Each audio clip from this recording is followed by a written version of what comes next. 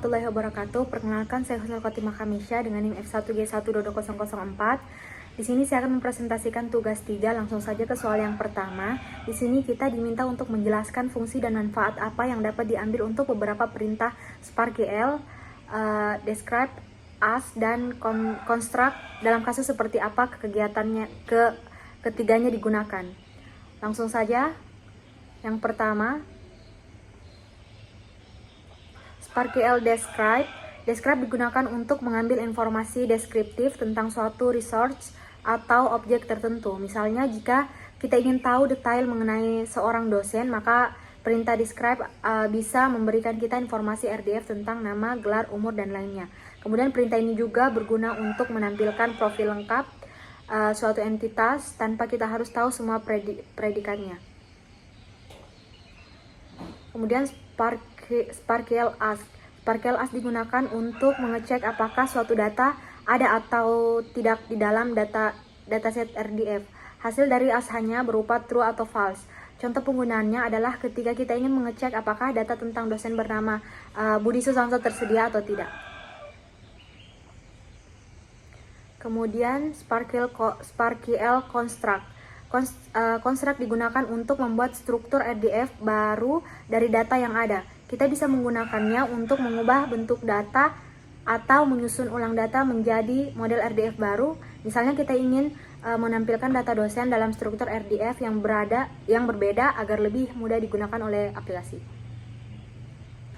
Selanjutnya di sini pada soal nomor 2 soalnya yaitu berikan perintah insert untuk menambahkan suatu objek dosen baru yaitu pembaca secara mandiri melengkapi data FOF sebagai berikut: FOF name, FOF title, FOF age, dan FOF homepage, dan FOF notes.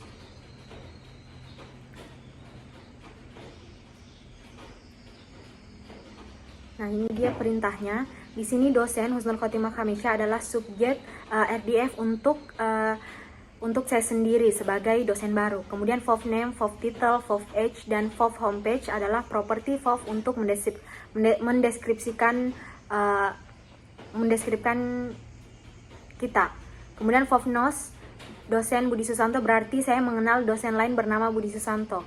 Di sini gunakan namespace dosen untuk menyatakan URL lokal dari daftar dosen. Kemudian untuk soal nomor 3. Nah, di sini pada soal nomor 3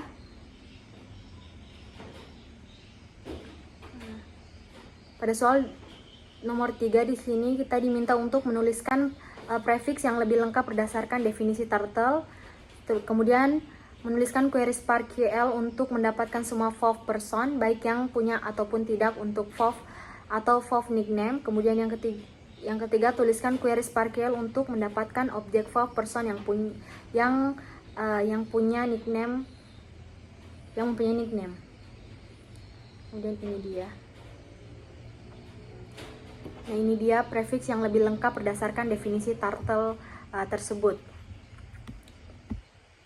Pada soal nomor 3 di sini diberikan sebuah deklarasi data dalam format turtle yang berisi informasi tentang beberapa objek seperti orang, grup musik yang berisi informasi tentang dan pertunjukan untuk dapat mengolah data tersebut menggunakan SparkGL.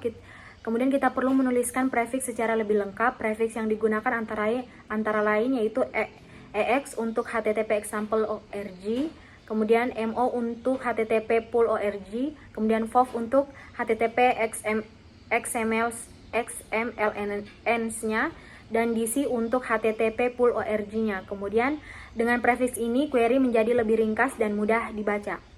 Nah, selanjutnya untuk mendapatkan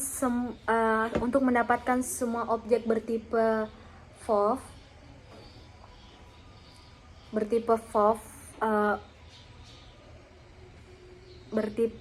name maupun tidak, serta yang memiliki atau tidak memiliki nickname.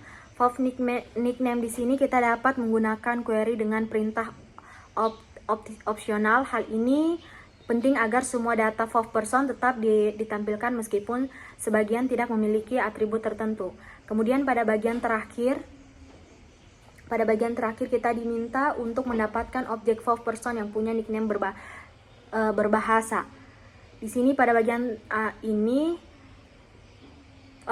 objek fourth person yang memiliki nickname dengan bahasa Jepang yaitu literal dengan tag @gp.